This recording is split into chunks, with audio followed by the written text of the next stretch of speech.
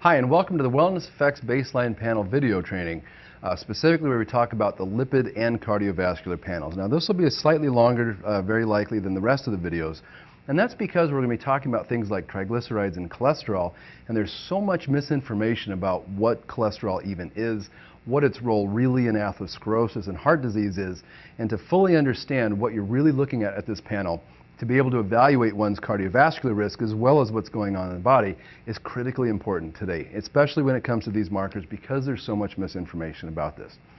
So we're first going to talk about some of the markers that's specifically on this panel. In this panel, we'll be talking about total cholesterol, VLDL cholesterol, LDL cholesterol, and HDL cholesterol. We'll also be talking about something called apolipoprotein B, as well as CRP, or C-reactive protein, and lipoprotein little a. So we have a lot to cover. But let's first talk about how we get fats into our system in the first place. After all, we're talking about cholesterol as well as triglycerides, what these things even are in the first place. We have to start at the top. Now, in the stomach and the small intestine, the most common form of fat that we consume in our diet today, upwards of 90% of our lipid or fat content is triglycerides, more accurately known today as triacylglycerols. In our diet, we also consume things like phospholipids and cholesterol, although it's a fairly small amount. So most of the fat or lipids that we'll be ingesting is in the triacylglycerol or triglyceride form. So let's talk a little bit about how our body actually breaks that down, what it ends up as, and really how things like VLDL and LDL cholesterol are even made in the first place.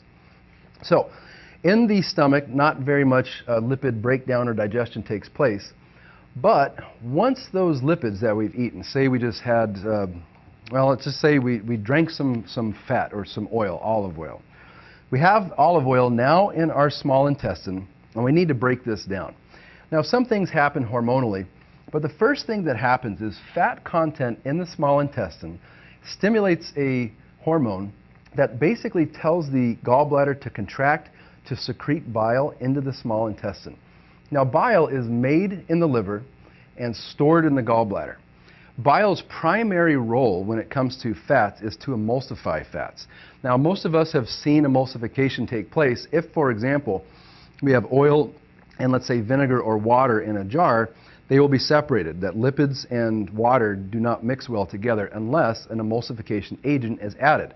Something like mustard, for example, could be added to that jar of water and oil, shaken up, and what emulsification basically is taking large fat droplets and making them into smaller fat droplets. So that's really the role of bile when it comes to the digestion and breakdown of triglycerides, is in the emulsification. It first breaks them down into smaller parts. Then, our pancreas releases a number of digestive enzymes. One of them is called pancreatic lipase. And here's a really important point to firstly understand. Pancreatic lipase, as an enzyme, cannot act on these very large fat droplets or fat globules that we consume. It first must be emulsified by bile in order for pancreatic lipase to even work in the first place. So anybody that's had gallbladder removal surgery, for example, or has issues with bile synthesis or secretion, will have a very difficult time actually digesting or breaking down and absorbing into us these fatty acids. So, as we eat a fat, a hormone is secreted, cholecystokinin, that tells the gallbladder to contract, to squeeze its bile into the small intestine for emulsification of these triglycerides. Then the second part is the pancreas releases a number of hormones or enzymes, but for lipids specifically is pancreatic lipase. And when it's broken down into pancreatic lipase, it then breaks these triglycerides into their smallest forms. So what basically a triglyceride is a glycerol molecule with 3 fatty acids attached to that. Pancreatic lipase comes along and breaks off 2 of these fatty acids, leaving what's called now a monoglyceride in the lumen or hollowing of the small intestine. So if we were to look more closely at the small intestine, here's a part of the small intestine and the individual enterocytes, or cells that line our intestines to absorb our nutrients. So after it's been emulsified and broken down by pancreatic lipase, what you'll end up with is some monoglycerides, which is just glycerol with 1 fatty acid, as well as some free floating fatty acids. Now, these can be very easily absorbed into the enterocytes. And once inside, because triglycerides can slip in, they could also slip back out. So one of the first things that happens when these monoglycerides and free fatty acids come into the enterocytes is they quickly repackage themselves as triglycerides again.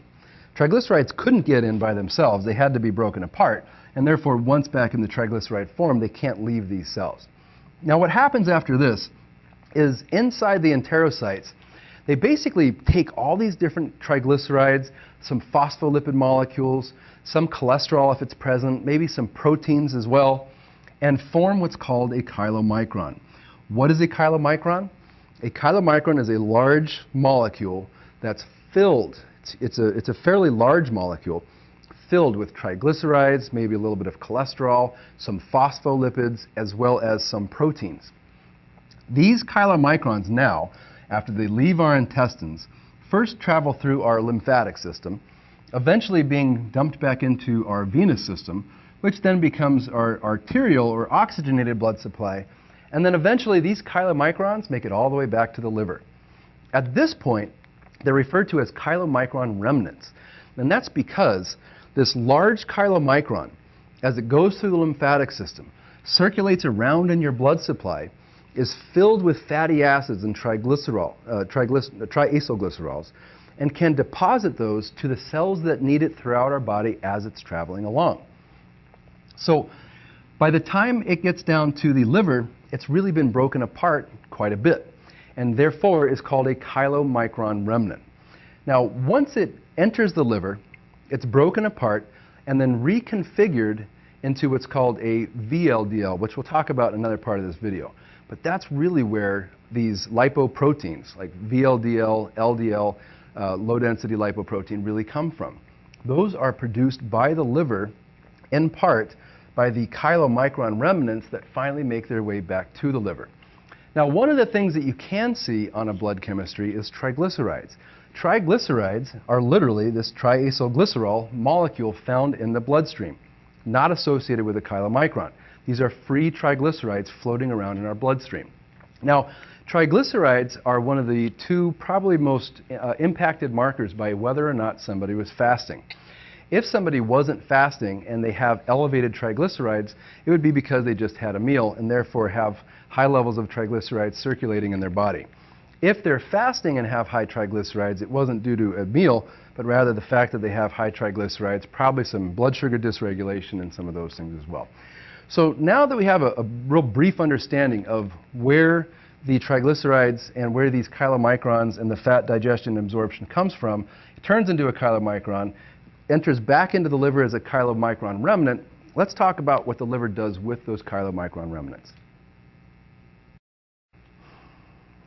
Okay, so now let's talk about what happens with the chylomicron remnants and how these particles, called lipoprotein particles, are actually manufactured in the body. So the chylomicron remnant makes its way back into the liver. Now remember, chylomicrons were phospholipids, a little bit of cholesterol, maybe a little bit of some proteins, some fatty acids, some triglycerides. That basically gets broken apart in the liver and then repackaged and released or synthesized as what's referred to as a very low density lipoprotein. And this is essentially what a lipoprotein looks like.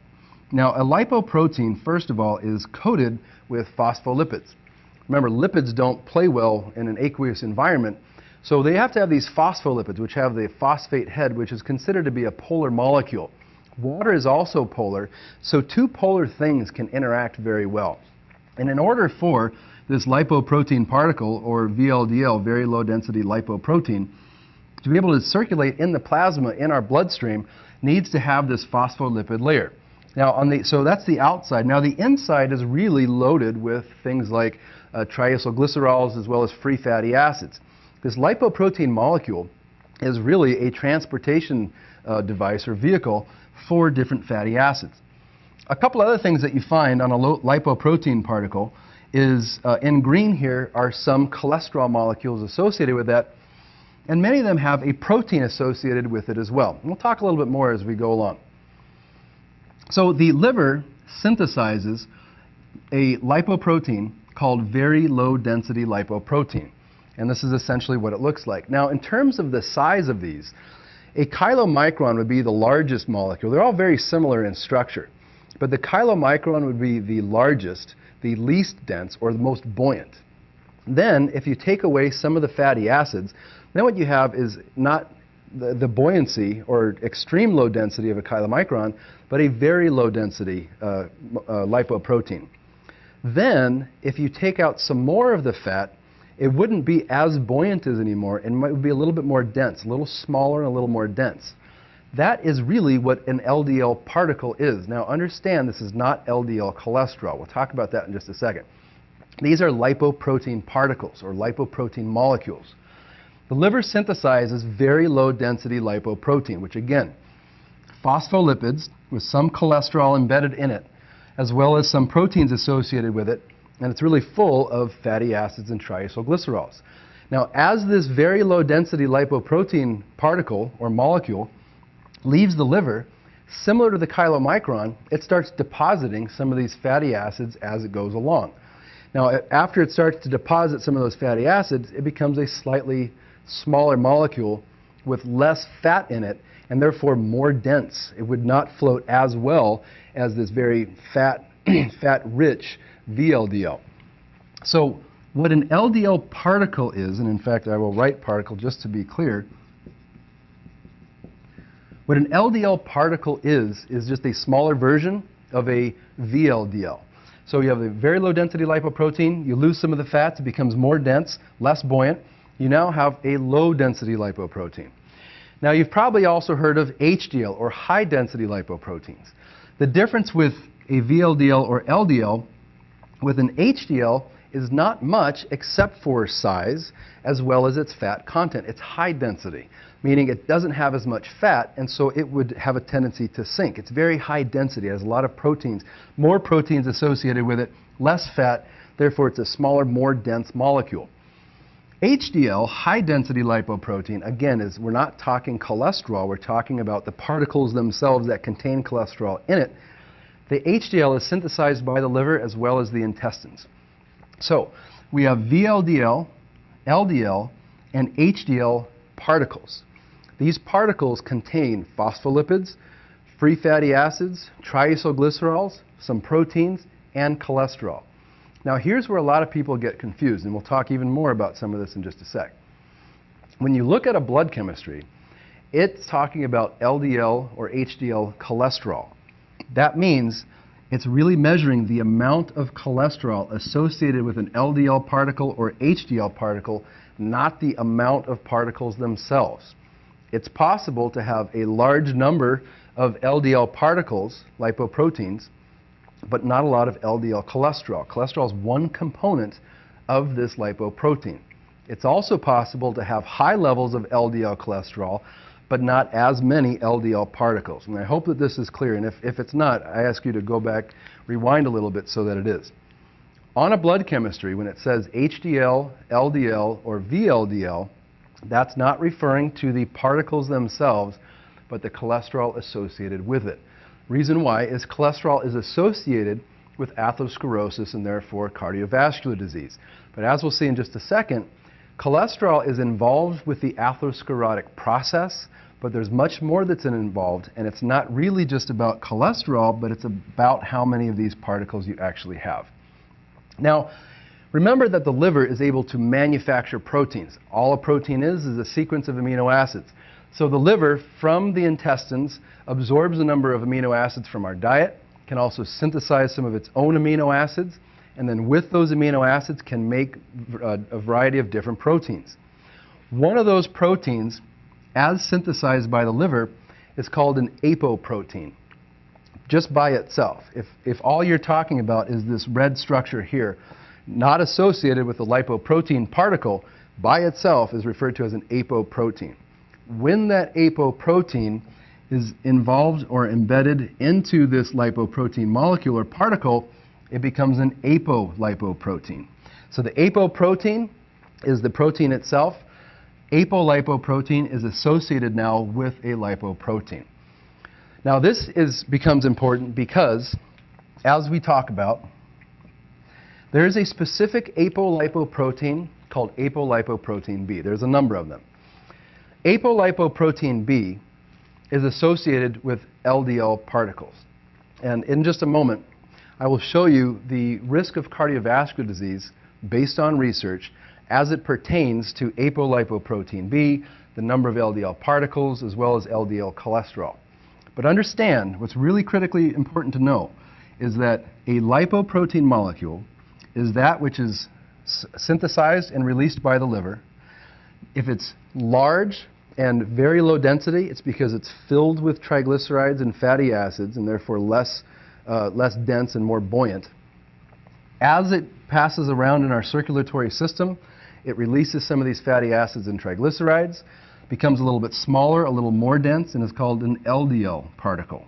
It has all the same stuff, just less fatty acids. The difference between VLDL and LDL is HDL has the least amount of fatty acids and triglycerides associated with it, and it's considered to be the good cholesterol because HDL goes back from your periphery, picking up fats as it goes, picking up cholesterol as it goes, to come back to the liver to be metabolized. The VLDL and LDL particles are thought to be bad because they deposit the fats and cholesterol as they go around. So these are supposedly bad because they're depositing fats as they go around.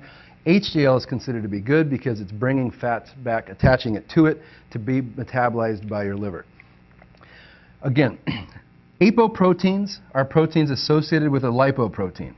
There's a specific one called apolipoprotein B that is really critically important in terms of evaluating somebody's cardiovascular disease more than the LDL cholesterol or VLDL cholesterol. So now let's take a quick break and look at what the atherosclerotic process really is in the first place. So here's a real brief overview of how atherosclerosis or calcification or hardening of the arteries takes place. Now here we have an artery and you have this single layer of endothelial cells that line the capillary or artery. There's the next layer that's called the tunica media. It's really made of smooth muscle. But what first must happen is some kind of damage to take place to the endothelium. This is happening all the time to some degree. Obviously there are certain things that will contribute to this more, like different dietary habits, inflammation, oxidative stress, etc. But really what happens is we have these LDL particles will come past this area of damage, and because they contain cholesterol, some of the cholesterol as well as the particle, some of the cholesterol will go up into where the area of damage is in order really to try to repair it. Now understand that one of the functions of cholesterol is as an antioxidant. It's thought that cholesterol is involved in this process in an attempt to try to repair some of the damage that's taken place.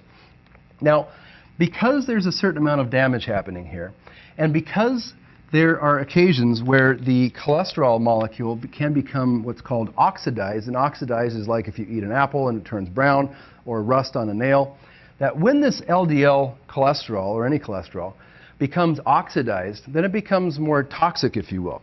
And what ends up happening is also in the bloodstream, we have immune cells, and this particular immune cell is a macrophage.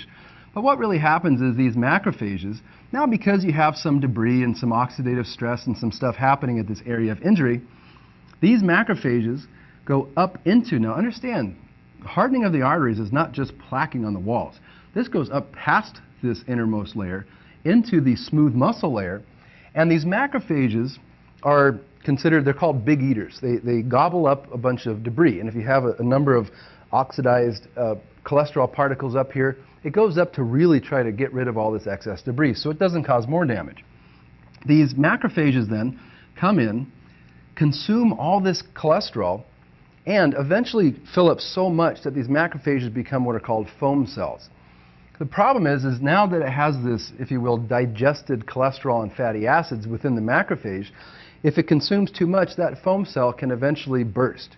And now what you have is essentially all this excess debris that, along with some calcium and other processes, can cause atherosclerosis. Now this is the beginnings of the hardening of the arteries. Now the real problem when it comes to cardiovascular disease is this can start to encroach inside of this artery itself, and obviously if this were to break off, it can get dislodged and put somewhere else like your brain or your heart and become either a stroke or a heart attack by blocking blood flow if you get a very large piece of this plaque caught and stuck in the smaller capillary. That's essentially what a stroke or a myocardial infarction or heart attack is. And one of the reasons that it's caused by is a lack of blood flow, either due to the fact that it just totally occludes and you get no more blood supply, or if it breaks off and occludes or blocks capillary towards your brain or your heart, no more blood supply, and you damage your brain or your heart. So this is essentially the process of atherosclerosis and how it occurs. Now let's quickly talk about cholesterol synthesis and where it occurs, and then we'll start to talk about all the different markers on the panel and what specifically they can mean. So one question that a lot of people have is, where is cholesterol made in the body? And most people will answer the liver. Now this is mostly true. The liver does synthesize a great degree of cholesterol in the body because the liver is such a large organ, and because the liver is actually releasing this cholesterol that it has synthesized in the form of the lipoprotein molecules.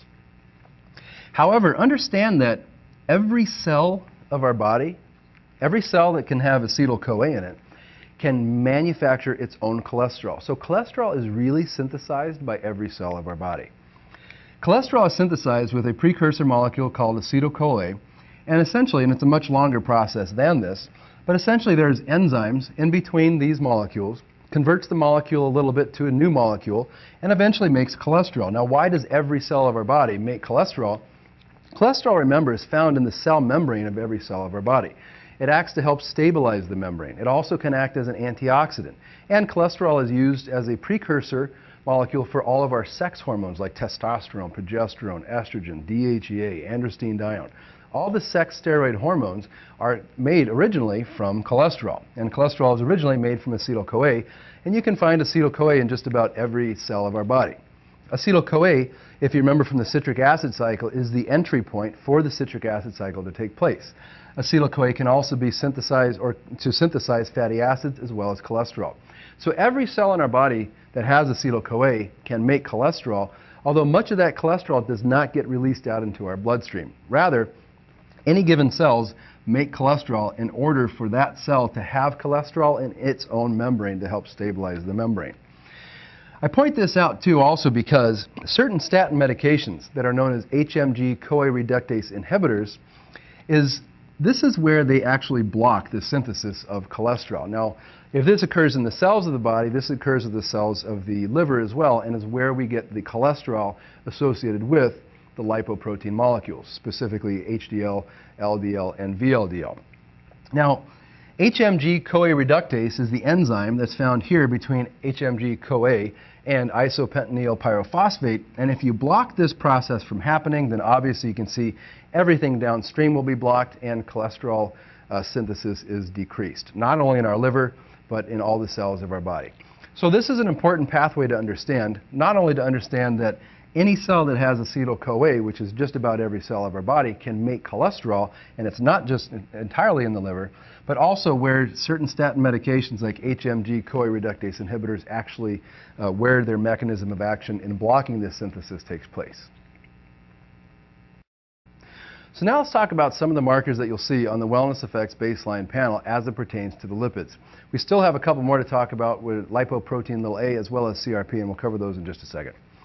So when you look on a panel, the first thing that you'll see is total cholesterol. Now total cholesterol is really a combination of HDL, LDL, and VLDL all added up together. But notice that it's talking about cholesterol. This is, again, not about the lipoprotein particles, but about the amount of cholesterol that's associated with these particles. So when you see total cholesterol, it's really a consequence of VLDL, LDL, as well as HDL. If total cholesterol is high, a few of the possibilities as to why total cholesterol could be high is, first of all, insulin resistance or blood sugar dysregulation. If you remember back to where the cholesterol synthesis pattern that just took place and how it's actually synthesized in those steps, understand that insulin, the hormone produced by the pancreas to help regulate blood sugar, actually stimulates that HMG-CoA reductase enzyme. In other words, statin drugs block that enzyme in order to help decrease synthesis of cholesterol. Insulin upregulates that enzyme. It makes the enzyme work better, more efficiently and faster. And so if that enzyme is upregulated, then you actually get more cholesterol synthesis. So one of the first and most common reasons why people have elevated cholesterol today is due to blood sugar dysregulations, insulin resistance, metabolic syndrome, or diabetes, because insulin will upregulate the enzyme that's responsible for synthesizing cholesterol. So that's a very common reason today.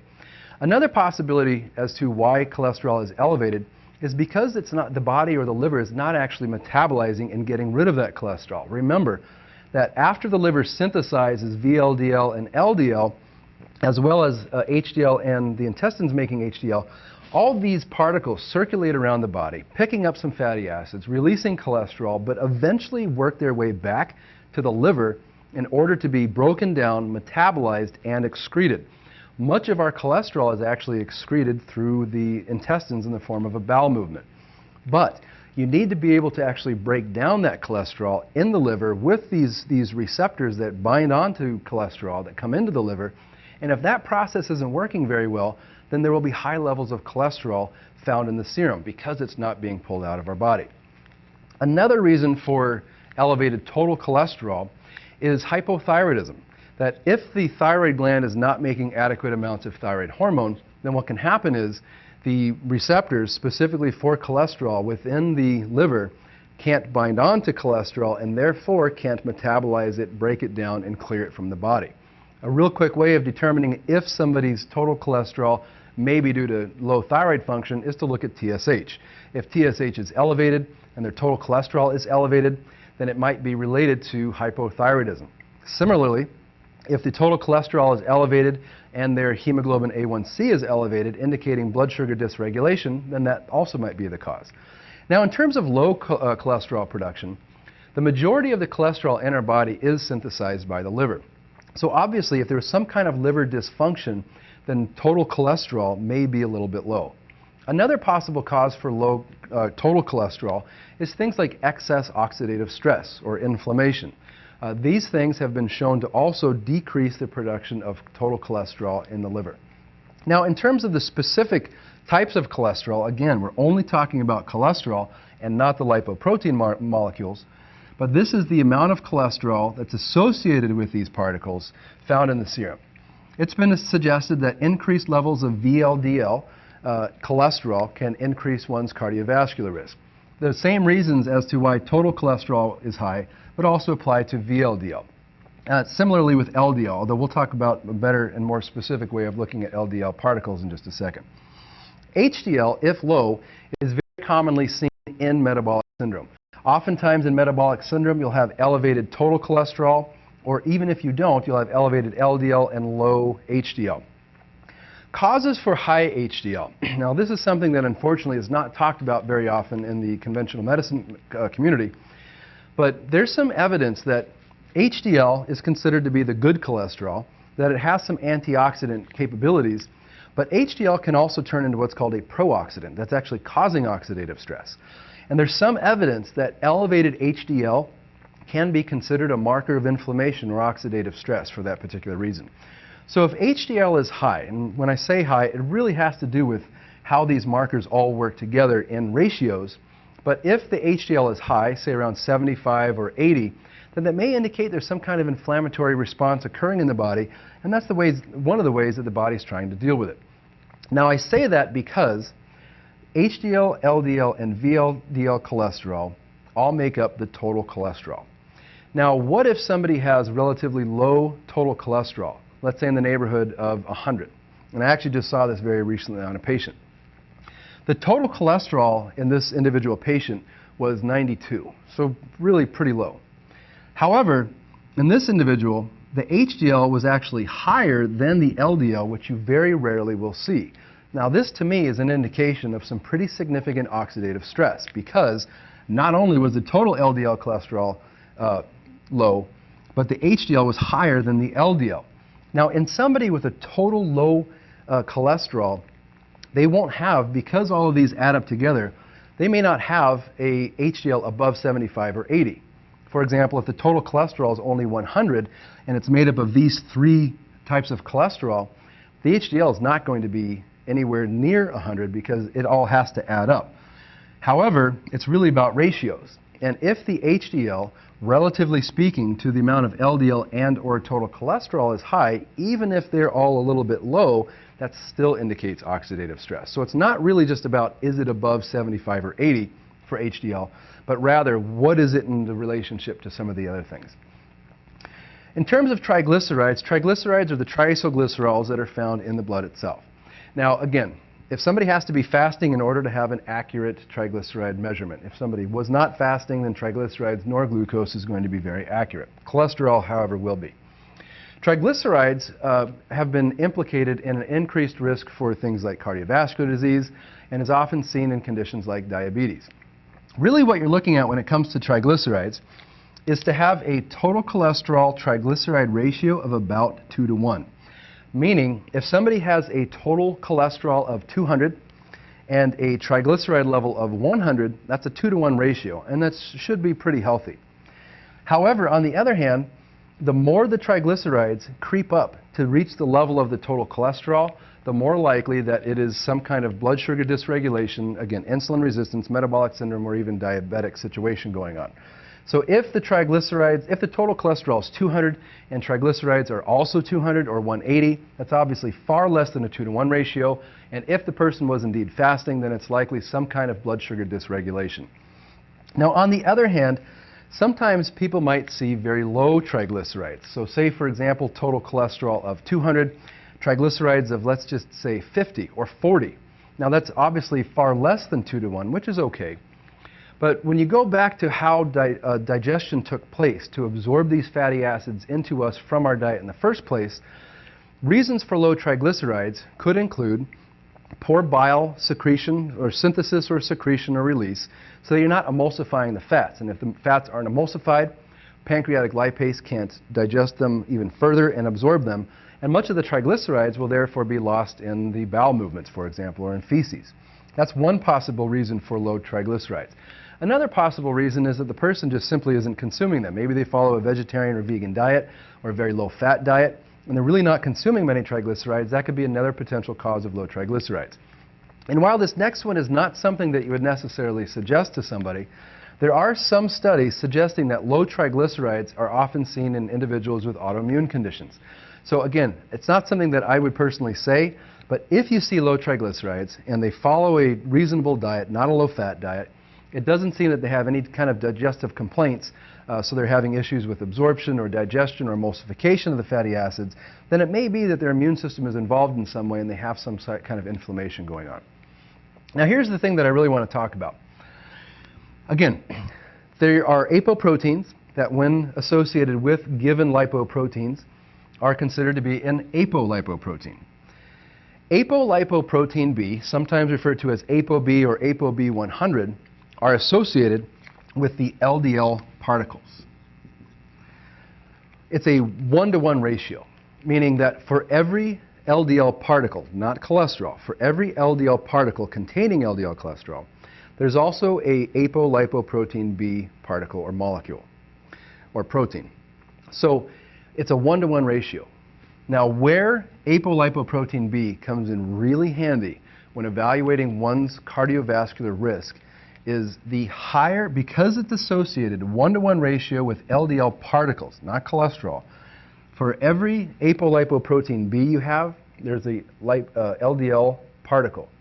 The higher the apolipoprotein B, the more LDL particles you have. The lower the apolipoprotein B, the less LDL particles you have. And this has no relevance to the amount of LDL cholesterol. In fact, we'll talk about concordance versus discordance. Research has shown that it's not LDL cholesterol, but rather the amount of apolipoprotein B, or put another way, the number of LDL particles that somebody has increases their risk for cardiovascular disease despite what their LDL cholesterol actually is. And I'll say that again. It's not about how much LDL cholesterol is present. Rather, it seems it's more important is how many LDL particles somebody has. So according to research, and this is really fascinating, according to research, 75% of people that have had a heart attack had normal or low LDL cholesterol. Then when you combine those statistics with some research suggesting that people at the greatest risk for cardiovascular disease using this model are those with a elevated apolipoprotein B but low LDL cholesterol. This is disconcordant, meaning that it doesn't relate. These individuals, a high apolipoprotein B but a low LDL cholesterol level, is at a greater risk of cardiovascular disease. And on the other hand, the people with the lowest risk for cardiovascular disease using this model are actually people that have low apolipoprotein B or less total LDL particle numbers, but a high LDL cholesterol. It's very fascinating because there's a lot of people that have high LDL cholesterol. They're being put on statin medications, which really can be managed with diet and lifestyle anyways, but they're being put on statin medications, and they may be already at a low risk because they have low apolipoprotein B. So just to summarize that again, it seems that it's not the cholesterol levels, but the particle numbers that increases one's risk for atherosclerosis and therefore cardiovascular disease, things like strokes or heart attacks. The higher the number of apolipoprotein B, the more particles one has. The more particles one has, the greater the risk, especially in the presence of low LDL cholesterol. The lower the amount of apolipoprotein B molecules, the less number of LDL particles total that they have. It puts them at a less risk, especially if they have a somewhat elevated LDL cholesterol. It's very interesting research that's been coming out. So that's a little background behind some of these markers. Again, if apolipoprotein B is high, they have excess LDL particles and are great at risk for cardiovascular disease. The lower the apolipoprotein is, it's a surrogate marker for LDL particle numbers. The less particle numbers they have, and the cholesterol level is really an entirely different story than these because it's looking at a part of the particles and not the particles themselves. Now, in other WellnessFX panels, they offer some additional apolipoproteins like apolipoprotein A1, which is associated with HDL molecules, but we'll talk about that in a different video. So now let's talk about CRP and its role in the body. Now let's talk about CRP, or C-reactive protein. Now, if you remember from the video where we talked about albumin, albumin is a negative acute phase reactant, meaning that it is produced in lower amounts in the case of inflammation, trauma, infection, etc. CRP is one of a few acute phase reactants. Other acute phase reactants include things like ferritin and fibrinogen. Acute phase reactants are things that are produced by the body in higher amounts in the presence of inflammation, infection, trauma, etc. CRP is synthesized by the liver, as many proteins are. But CRP is synthesized by the liver during inflammation and infection or trauma because anytime there's inflammation or infection taking place, the body is releasing inflammatory molecules, sometimes referred to as just cytokines. But there's a number of different inflammatory molecules being produced during inflammation, infection, or trauma that the body produces a wide variety of these.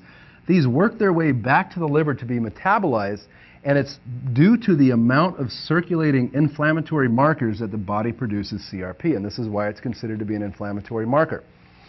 It's a non-specific acute phase reactant. You could look for certain inflammatory markers individually, but CRP is very valuable because it's really a collection of all these different inflammatory markers being metabolized by the liver, and due to all the excess of inflammatory markers, that the liver therefore makes excess levels of CRP.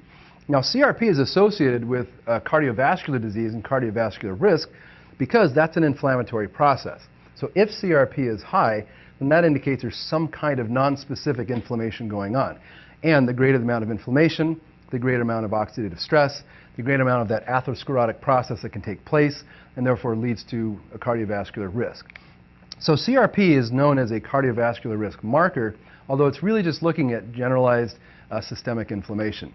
CRP can be elevated, for example, if somebody had a recent infection. If they just had the fever or a flu, there's a really good chance that their CRP will be high. So if you do see CRP high on the baseline panel, ask the individual if they've been sick recently. Another thing to understand, however, is that the liver is the one that's manufacturing CRP as a protein. If there's any dysfunction in the liver, there's a chance that even though there may be massive amounts of inflammation, that if the liver's not working as it should, perhaps it's not making as much of many of the things it makes, including CRP, despite the fact that inflammatory processes are taking place. A way that you might pick that up, meaning a normal CRP, what looks like a normal CRP due to liver dysfunction, is to look at some of the other markers on the blood chemistry. If, for example, some of the AST and ALT are elevated, for example, maybe if albumin is low, then therefore maybe CRP could be normal despite there being inflammatory processes going on anyways. That's probably not a more common occurrence today, but it's something to definitely consider. So that's the short story on CRP. It indicates inflammation because the liver is processing all these inflammatory compounds and markers, and based on the level of CRP is an increased risk for things like diabetes and cardiovascular disease because those are highly inflammatory processes.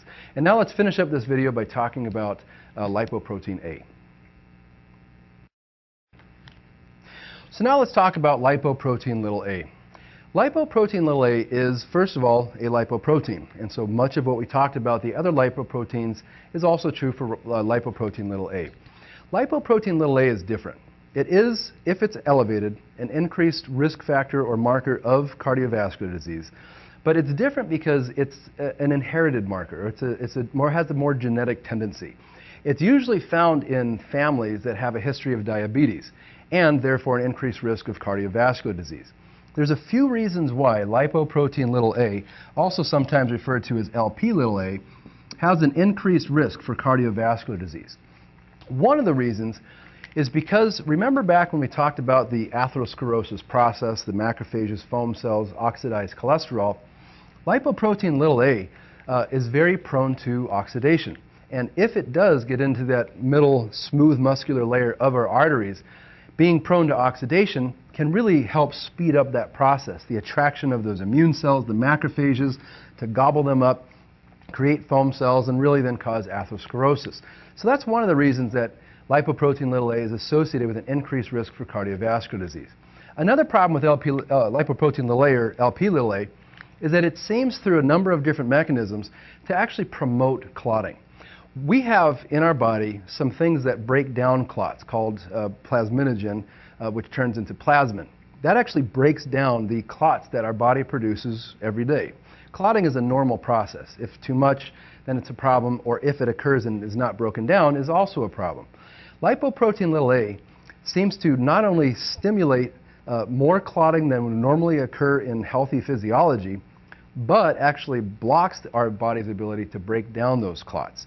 So for a number of different factors, lipoprotein a is not only inherited, but seems to increase one's risk for cardiovascular disease. And again, is seen typically in families that have a history of type 2 diabetes. Interestingly, about lipoprotein a is it doesn't seem to change or improve with traditional cholesterol-lowering medications. So anytime lipoprotein a is seen elevated, A, they're at an increased risk for cardiovascular disease according to research. B, it's genetic and it tends to run in families. And C, these individuals more than anybody else really need to focus on proper blood sugar regulation and management, as well as exercise, as well as, because of the role of lipoprotein a after it becomes oxidized, and it seems to be very prone to oxidation, perhaps adding some additional antioxidants to that person's supplementation program in order to help reduce the amount of oxidized LP(a). So because there was a lot in this video, let's just quickly summarize what we've talked about. If triglycerides are ever elevated, the most common reason would be either non-fasting before the blood draw, or due to blood sugar dysregulation, more tendencies towards insulin resistance and chronically elevated blood sugar. You would find this because you can look at glucose and or hemoglobin A1C to determine if possibly why blood sugar regulation is actually contributing to their high triglycerides. Low triglycerides can come from poor digestion and absorption, whether it be gallbladder dysfunction, for example, or some inflammatory process occurring in the intestines. It could be from a low-fat diet, or as well as it seems to be low in people with upregulated or dysregulated immune system, for example, individuals with autoimmune conditions. Total cholesterol, on the other hand, can be elevated in the presence of something like hypothyroidism, which we talked about, could be involved in poor liver metabolism or clearance, for example, of cholesterol, as well as because insulin is involved with increasing the rate-limiting enzyme for cholesterol synthesis, HMG-CoA reductase, If insulin is elevated, chances are their cholesterol will be elevated as well. It doesn't mean they're an increased risk for cardiovascular disease just by looking at total cholesterol. It is involved in the process, but as we talked about, there's other and better markers. Then VLDL, LDL, and HDL. If VLDL and LDL are high, and this is the VLDL and LDL cholesterol, if they're elevated, all the same reasons why the total cholesterol is elevated apply to those as well. If HDL is ever elevated, what you're likely looking at is some kind of inflammatory process in the body. Now, it's non-specific. It's hard to say really what's going on, but it's just a non-specific inflammatory marker if it's excessively elevated. If HDL is low, despite having high total cholesterol, VLDL, and/or LDL, the most common reason for this today is because of insulin resistance, blood sugar dysregulation, and metabolic syndrome type tendencies. Then we have apolipoprotein B. Apolipoprotein B is a surrogate marker for LDL particle numbers, how many LDL particles there actually are, not how much LDL cholesterol there is.